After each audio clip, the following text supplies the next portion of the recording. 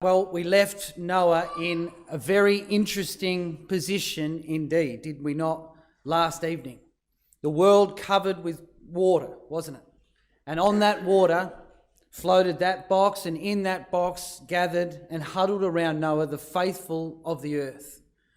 We saw that expression in verse 23 of chapter 7. It says that every living substance was destroyed which was upon the face of the ground. And that, of course, was in stark contrast too, wasn't it? To verse 18 of the same chapter, where it says that the ark went upon the face of the waters. So the ark bore up by water, and in it contained life, and all flesh that was upon the land was now died. And chapter 8 opens with a very interesting statement, does it not? You have a look in verse 1, it says, "And God remembered Noah." And if there's something that we can all relate to, is perhaps feeling like at times we're forgotten. But that's impossible, isn't it? We covered that in one of our studies. It's impossible for God to forget us. Because we need to remember, don't we, that before we even were, he called us. And what did he call us for? As Paul said to Timothy, but for his purpose. To work out his purpose in us. He couldn't possibly forget Noah. And yet maybe it's written that way. So that we, as we read it, might grasp the hopelessness and the despondency that perhaps some of those passengers in that ark felt from time to time. Let's not forget to this point that he has been in there for some 150 days. That's a very long time, isn't it? 5 months.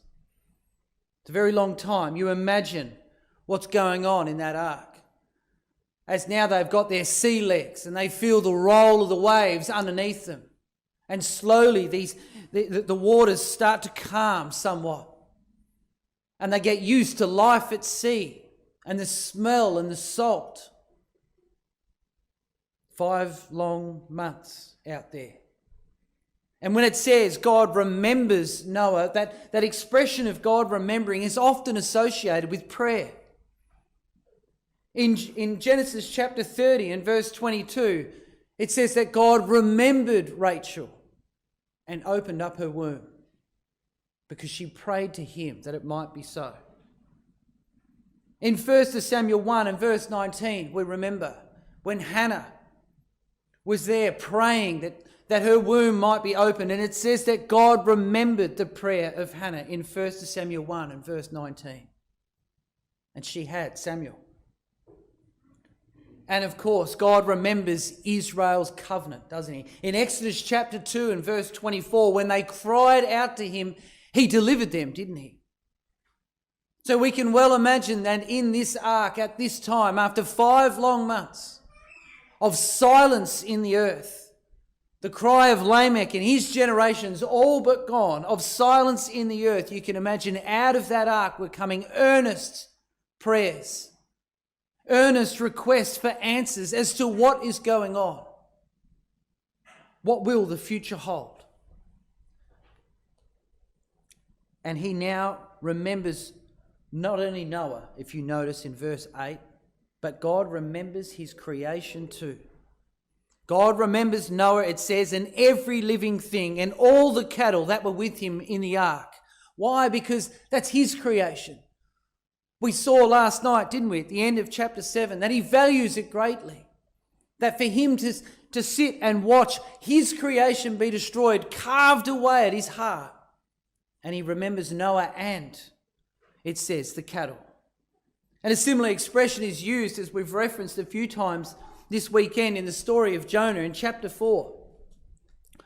And in chapter 4 and verse 11, when Jonah sits out to the east of Nineveh and argues his point with God, God says, why should I not spare Nineveh, that great city, he says, wherein there are 600,000 persons that cannot discern between their right hand and their left, and also much cattle. There's another reason I want to preserve the place. That's my creation down there. And he feels the same way here, doesn't he? He remembers his creation. And so God, it says, makes a wind in verse 1 to pass over the earth, and the waters are assuaged. So that wind, that word is ruach, as we know, God's spirit power. And where did that first turn up? But in Genesis chapter 1 and verse 2.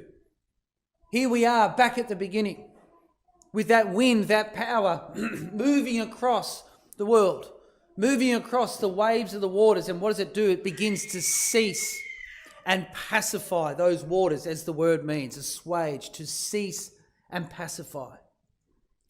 And of course, the shape of the world is changed forever, isn't it? Verse 2 and 3. The fountains also of the deep and the windows of heaven that were stopped, and the rain from heaven was restrained, and the waters returned from off the earth continually. And after the end of the 150 days were the waters abated. And now the eruptions beneath the sea floor begin to close. Perhaps more movements in the tectonic plates of the earth as the topography is shifted in 5 long months of being submerged under the water. The heavens that once again are restrained by the hand of God as he reaches up and closes those windows of heaven that he opened. And the Spirit begins to move on the face of the waters again and bring control. Just cast your mind there. You imagine what was happening on the world as the tsunamis and tidal movements, gathering momentum, rolling around the globe, eventually began to cease. It says there that the waters returned from off the earth continually in verse 3. It means to go toing and froing, going and returning, until after 150 days the waters were lessened. What do you think was the prayer of Noah that came out of that ark? Well, as we referred to Jonah earlier, perhaps some of his sentiments may have been spoken of by Noah so long before. Because it was Jonah, when he was thrown over the side and went all the way down to the bottom of the oceans and was swallowed up by that whale, prayed out to God in Jonah chapter 2. And do you know what he said? He said, I cried by reason of my affliction unto the Lord, and he heard me. Out of the belly of hell, he said, I cried. He says, you've cast me into the deep, into the midst of the seas, the heart of the seas it means. He says, the floods have compassed me about. All the billows and waves have come over me. He says, I am out of thy sight. The waters compassed me about, even to the soul. The depths of the waters were around me. Perhaps that's how Noah felt. And yet he knew, wasn't he? He was a man of faith, that God would bring up his life, as Jonah would later say, and that salvation would come of him. And of course, there was an answer to the many prayers that would have been uttered in that ark in verse 4, because it says, and the ark rested in the 7th month, on the 17th day of the month, upon the mountains of Ararat. Imagine how that felt. After having 5 months of your sea legs and getting used to the roll underneath you. And all of a sudden, one day when you least expect it, that great ship collided with the top of a mountain and knocked Noah and his family clean off their feet, woke a good portion of animals perhaps out of hibernation. And they feel for the first time in 157 days that he'd been in that ark, something solid underneath him. And the ark comes to rest. And we discussed yesterday, didn't we, in the afternoon, that this ark was not built for speed. It was not built for steering, because it was guided where it needed to be by the hand of God.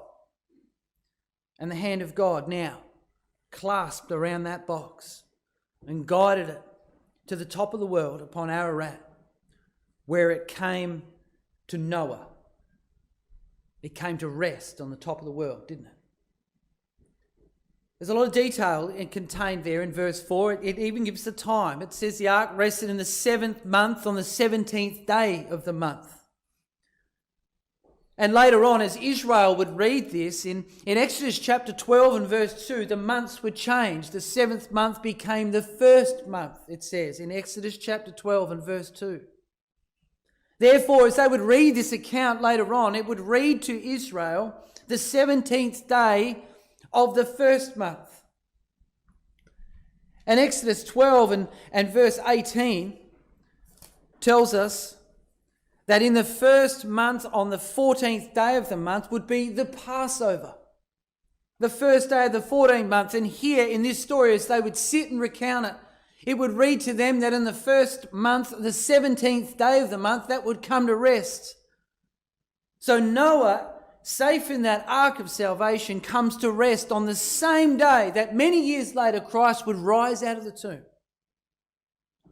Both events would mark a new beginning for mankind, wouldn't they? And it says in verse 5 that the waters decreased continually until the 10th month. In the 10th month, on the first day of the month, were the tops of the mountains seen. So after the ark comes to rest, 73 days later, the mountains are seen. Do you imagine that? Imagine each day as he looks out through that small window which he made with his hands, as we'll see later on. And there's nothing but water. And he would report back to his sons and his daughters-in-law and his wife. There's nothing but water. And they would go about their daily tasks in that ship. And after another 73 long days, some 230 days inside that ark now, imagine as he looks out and he sees the waters start to recede. And they're drawn back and just the peaks of rocks right in the distance. And he says, I think I can see something. And excitedly runs out the next morning. And sure enough, it's the top of a mountain range. And over the coming days and weeks and months, it reveals itself standing high above the water. Oh, what an exciting time it would have been. And in verse 6, and it comes to pass at the end of 40 days, another 40 days, that Noah opened the window of the ark which he had made. You see, the excitement of seeing those mountaintops was still followed, was it not, by another 40 days, another period of probation. The lessons that he had to learn and the time that he had to spend learning it were immense, weren't they? He waits another 40 days in verse 6. And then he opens the window of the ark, which he has made. Remember that expression as we move into the next part of our study together. Now, we're quite familiar with the next 5 verses, aren't we?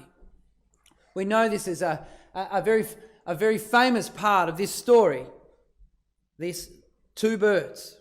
And there's a great lesson that Noah is about to learn there, and there's an even greater lesson for us as we sit and read it this morning. So let's consider then the dove and the raven. If we have a look at the 2 birds side by side and just consider their characteristics, you might find it very interesting. Young people particularly, if you want to take notes, you take note of the differences, the fundamental differences in these 2 birds. Because Noah would take them out of their cages and hold them in his hands. And there would be profound differences in the 2. Number 1, the raven. His name means a dusky hue. He's a dark animal. He's dark all over. You see, he's not of the light. And yet we take the dove. It means Yonah, or from the name Jonah. It's silver or light in colour. See, they're complete opposites, aren't they? And he would hold one in one hand and one in the other. In one hand, he held a bird that Deuteronomy chapter 14 and verse 14 describes as unclean. We were there yesterday looking at unclean animals. Well, the raven appears. And yet in this hand, he holds a clean bird, as set out in Leviticus 1 and verse 14, to be used for sacrifice. One is clean and one is unclean. The raven in this hand, he's known for his harsh cry. This ear-piercing croak that goes out. And yet the dove is known for its soft call, isn't it? A soft, gentle call. They're completely the opposite. The raven on one hand here will travel far and wide, to and fro. He wanders the earth in search of what he needs, in search of what he wants. And the dove's completely opposite. Prefers to stay at home It has strong homing instincts. It knows where it lives. It always comes home. The raven, finally, eats flesh, doesn't it? The raven's a carnivore. And the dove in this hand, well, he eats plants. He's a herbivore. And in each hand, Noah holds the two symbols of the lessons that he is about to learn.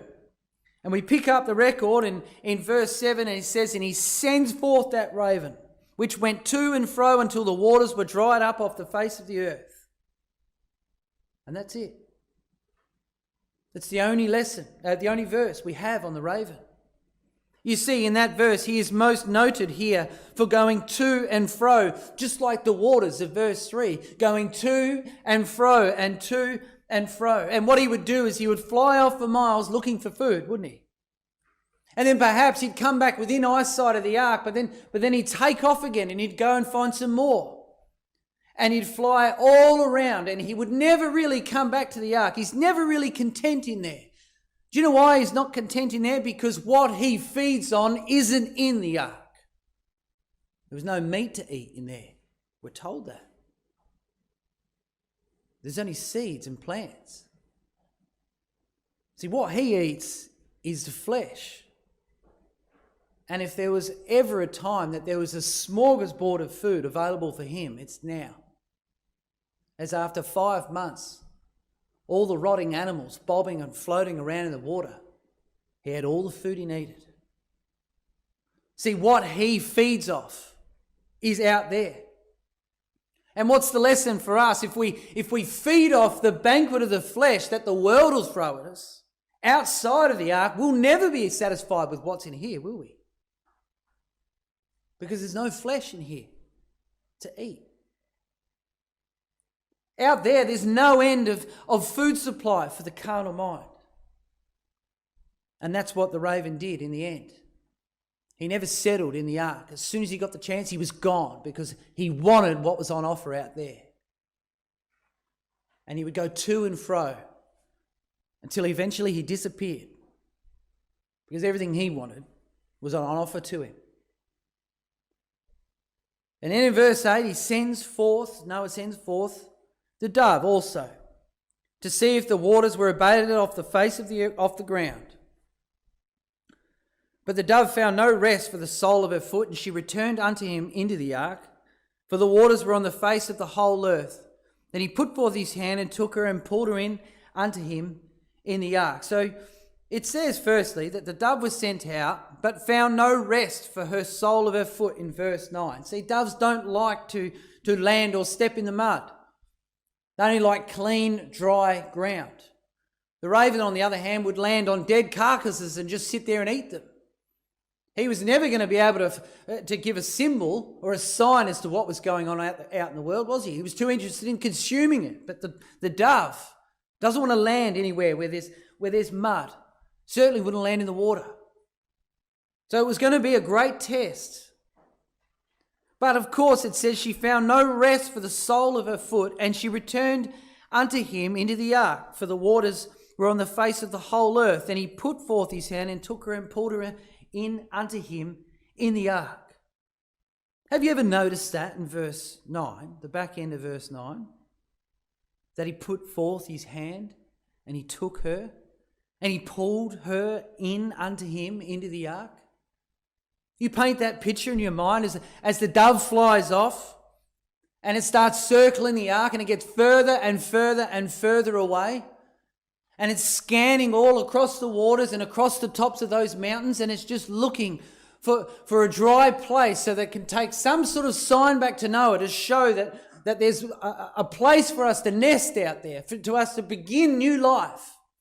And it flies all the way around, and on not being able to find anywhere, it starts back towards the ark because it's got strong homing instincts. You know why? It's because what it feeds on is in that ark. That's why it returns. And it starts to come back, and then you can imagine it getting closer to the ark, and it flies around and around and around, and all the while it's looking for that small window That little window with Noah's face in it, trying to find where to enter into that ark in that great big ship. And in the end, as it flies past that window, Noah puts his hand forth and grabs hold, seizes, as the word means, and pulls her in unto him into the ark. So he had to help her just a little bit and get her into that ark. And you wouldn't believe it, brothers and sisters, but there is a story in the New Testament that echoes this very circumstance indeed. It's in Matthew chapter 14. I'll read you this story. You know it well. And in the fourth watch of the night, Jesus went unto his disciples walking on the sea. And when the disciples saw him, when the disciples all had their eyes on Christ, they were troubled, saying, "It is a spirit," and they cried out in fear. But straightway in verse 27 of Matthew 14, Jesus spake unto them, saying, "Be of good cheer, it is I, be not afraid." And Peter answered him and said, "Lord, if it's you, bid me come unto you on the water." And he said, "Come." He said, "Come," the same expression used of God to Noah. Come into the ark. He looks and he says, "You come." And when Peter went down out of the ship, he walked on water. And the very reason he could do that is because at the start of that record it says his eyes were fixed on Christ. He had his gaze on the ark, didn't he? And he could do anything. He could do the impossible when he steps outside of that boat and puts one foot in front of the other, and lo and behold, the water only comes to his ankles and he can't believe it.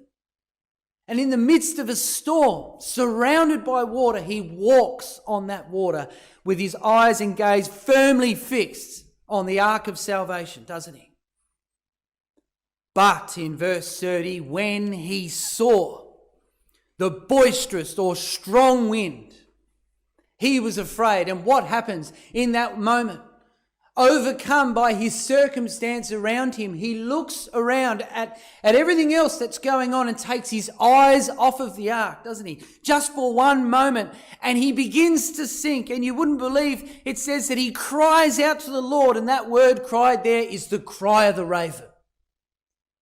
It means to cry like a raven. And he cries out in a moment of weakness, overcome by the flesh and everything that raven would feed on. He cries out saying, "Lord, save me." And immediately Jesus puts out his arm and seizes him, as it means, and pulls him in close, just like that dove so long ago.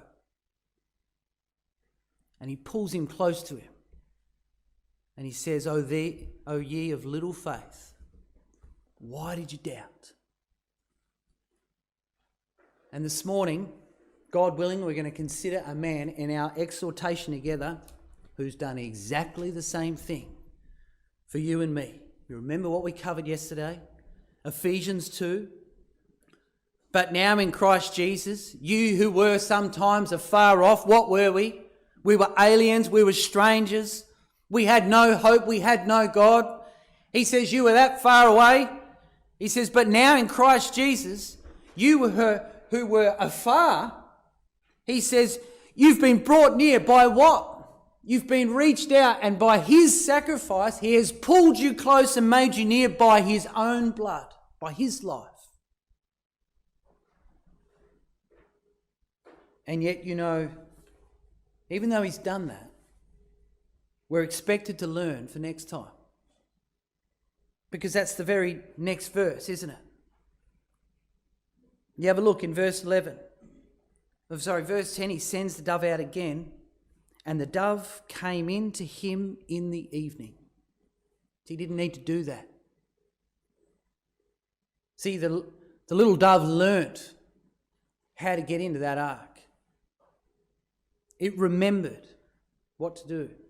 It learnt the lessons, didn't it? And aren't these birds like us? And don't we need a little help sometimes when we wander away from the ark? And sometimes we get further and further away in the trials and circumstances of life. And sometimes we get lost out there because there's nothing out there. There's no landmarks. It just feels like oceans for as far as you can fly, as far as you can see. That's all it feels like sometimes, this life, doesn't it? And we turn around and we try our best to aim home.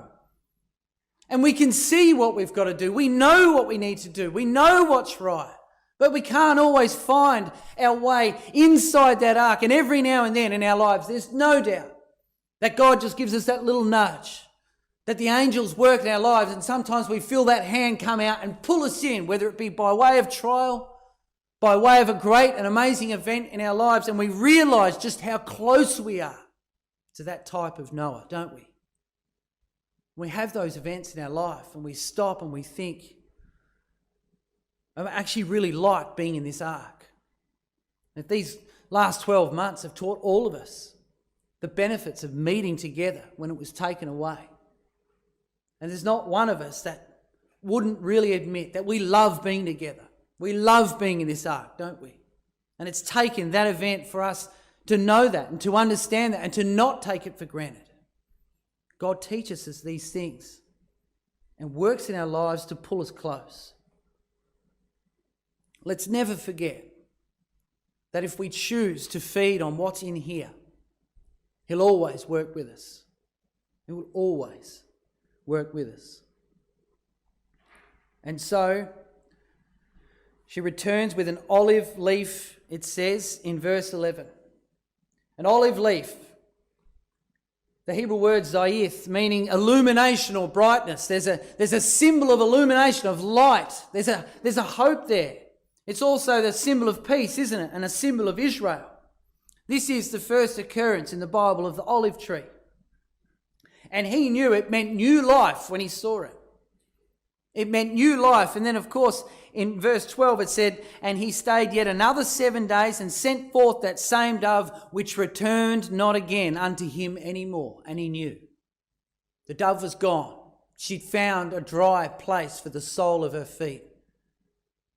There was foliage out there that she could put together to make a nest. Surely it was time to go soon.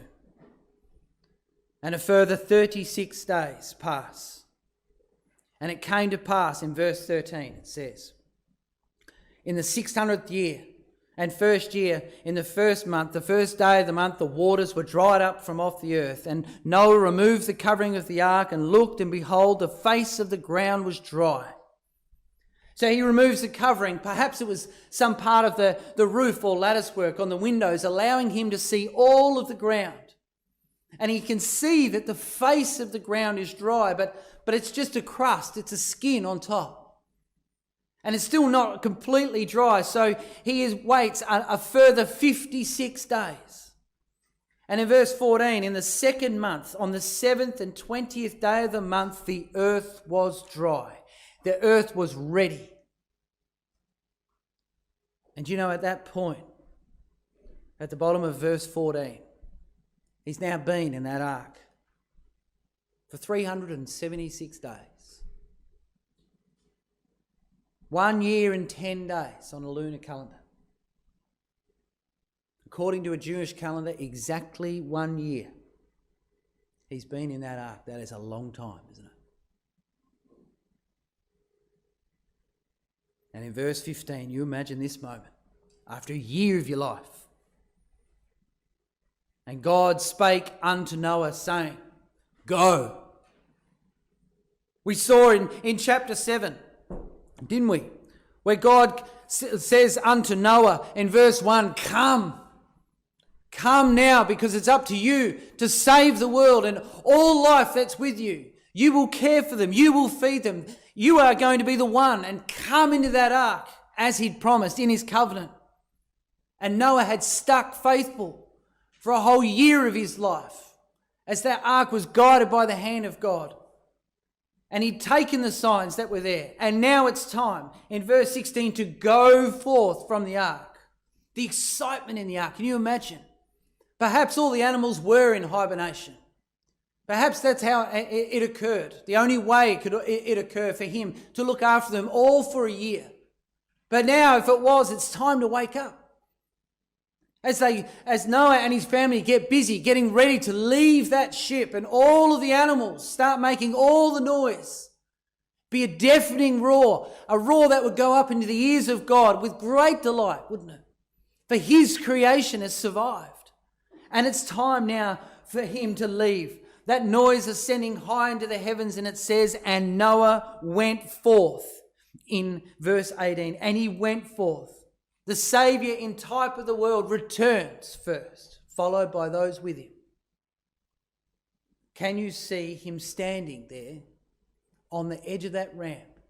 I can see him. As that door is opened and he pushes out that timber so that he can get down. And he walks down, Noah first. And he takes one step onto the earth. And for that moment, he's the only soul on the planet. He's again in the new creation, the first. And out behind him pour all creation, all those that were faithful. You know, I'm going to read you something from Psalm 121. It says this. The Lord is thy keeper, the Lord is thy shade upon thy right hand. The sun shall not smite thee by day, nor the moon by night. The Lord shall preserve thee from all evil. He shall preserve thy soul. The Lord shall preserve thee, thy going out and thy coming in from this time forth and forevermore. And as his family flooded out, he was no longer the last 8 souls on the earth. They were the first. The very thoughts echoed by the Lord Jesus Christ much later on when he said, the last will be first. And there it is, right there. And what does he do? In verse 20, Noah builds an altar unto the Lord. And it says, and he took of every clean beast and of every fowl and offered burnt offerings. And can you see him there stacking those rocks on top of each other and making that big altar? And on a windless morning, as he sacrifices those burnt offerings there and lays them on the stones with all the coal and the fire, and up would go this plume of smoke all the way up into the heavens, up into the nostrils of God. Look at it, says in verse 21, and the Lord smelled. It means to breathe in. And there's God breathing in this smoke from these burnt offerings and sacrifice. And what was it to him? It was a sweet savour. He would breathe that in. It was the sweet savour of rest, wasn't it? And God willing, shortly, brothers and sisters, we're going to consider a man who did that much later on. And a very similar thing was written of him. In Ephesians 5 verse 1 and 2, it says, be ye therefore imitators of God, like children, and walk in love as Christ also has loved us and has given himself, there's the sacrifice, he's given himself for us as an offering. And he says, and a sacrifice to God for what? It's for a sweet smelling savour.